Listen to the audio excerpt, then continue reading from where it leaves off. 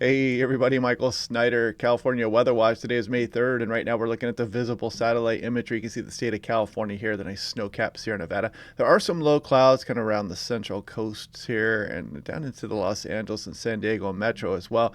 But you can clearly see our next storm system. It's out across the Pacific Ocean here, and it's going to bring some big temperature drops, some precipitation, some mountain snow, some gusty winds with it as well. A little bit of an increase in some of the wave heights also. And then we'll take a look at the extended forecast as always as we go through the video here this morning, taking a look at places like Mount Shasta. A little bit of snowfall there close to I-5, so watch out here. You can see some of these snow levels getting a little bit lower here as we go on in through the day Saturday, so heads up for that. Some wintry travel out there on the back roads especially. Winter weather advisory is in effect for places here under the Eureka, California National Weather Service office. And you can see the timing here, 4 a.m. to 11 a.m. Saturday. Snow levels between 2,500 and 3,000 feet here, 1 to 3 inches of snow, so heads up for that. And moderate to heavy rain is on the way. Check it out, Crescent City, Oric out there, 2 to 3 inches here. Lesser amounts the further you get off to the south and east until you run into the Sierra Nevada here, but just a heads up for that. We can have some moderate to heavy rainfall on the way here as we go on in through Saturday morning. And here's the snowfall forecast. Check it out, Donner Pass here, 8 to 12 inches. You can see these snow levels starting 6 to 8,000. Lowering to 3,500 to 4,500 by Saturday evening, nearing 3 to 4,000 feet by Sunday morning here. And again, Saturday through Sunday here. Watch out for some of the moderate travel impacts here. Have your head on a swivel out there if you're going back and forth across the passes for sure this weekend. Taking a look at the thunderstorm chance here as well. Good guidelines here. Avoid the top of hill and open fields. Stay away from water. Avoid trees and tall objects. Avoid beach and public shelters here. When you're out and about and hear thunder roars, go indoors. And this is for portions of the Sacramento Valley, foothills, and mountains. In the Bay Area, nice rainfall incoming here. 1/2 inch to 1 inch coming up. And lesser amounts across the I-5 corridor. But hopefully we can squeeze some of that precipitation out for the farmers out there. And better amounts, of course, across the higher terrain of the Sierra Nevada. A lot of that in the form of snow. So if we take a look at what's going on, you can see that storm system swinging down here as we go through the day tomorrow, swinging across the southwest here. We get another weak system brushing us here as we go through the early portion of next week. But then watch this ridge build all the way up across the Pacific Northwest, includes California here, hangs out all the way through next week coming up. And then as we go through the extended forecast, that ridge moves inland a bit here, maybe some kind of a system moving through. We'll see how that goes. And then another huge ridge way off into the extended forecast here. We're looking off in Fantasyland right now, just having a little fun with the weather models.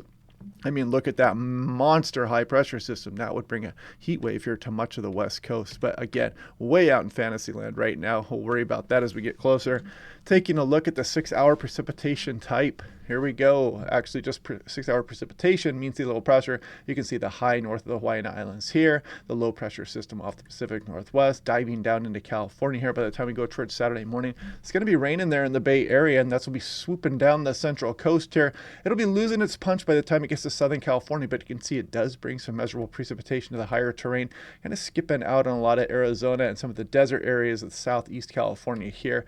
Another weak system swings through as we go through Monday night into Tuesday, and then we start that ridge building. You can see the high pressure getting pretty close to the west coast of North America here. So it's going to allow us to warm up quite dramatically. Now, taking a look at 5,000 feet, 850 millibars. If I put this into motion, look at these temperatures. This is the anomaly at 5,000 feet. Very cold air mass moving down with this system as we go on in through this weekend here. And then we start the ridge building. And on the flip side of that, through the extended forecast, so if we look at wind speeds, I'm going to put this into motion here. This is the GFS. So you can kind of see the strong winds associated with the system. It's rolling through the weekend here. It's going to get pretty gusty across some of the desert areas and the higher terrain. Some of that strong northwesterly wind will fill in behind that low pressure system here. One more system rolls through there on the day Tuesday. And you can see some of these strong winds out of the northwest down the California coastline. Watch out on the coast. And the Headlands beach is going to be kind of chilly out there when you're out exposed to that wind. But then we may turn the winds even offshore as we go through the extended forecast. So we'll watch that closely. It's not showing anything too extreme right now, but we will be watching for some of the Santa Ana, the offshore wind events, and the Diablo winds as well. Now, taking a look at the National Blend of Models, this is total snow in inches. I'll put this into motion here, and you'll see that as we go through Saturday, here it comes, and then you can see that snow starting to pile up. Not a bad shot of snow here for early May across the Sierra Nevada, but that's likely the last we get for a while. So I'm scrolling out 10, 11 days out at that point, and that's the only sign of snow that we have. So we better enjoy it while it lasts. Now looking at total precipitation in inches, let's scroll through here. You can see as we go through Friday night that precip starts across northwest California and it swoops down across the Bay Area as we go through the morning hours down the central coast. And probably on some point on Sunday morning, you'll start to get some precipitation, maybe snow for the very highest terrain there of Southern California. Not much for the deserts or Las Vegas or Arizona out of this round, but some pretty hefty amounts across some of the Sierra Nevada, northwest California.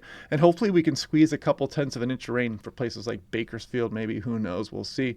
The Bay Area, look at that, maybe 2/3 an inch of rain as well. Scroll out to the extended forecast and not a stitch of precipitation through the extended, but we'll worry about that a little bit later here.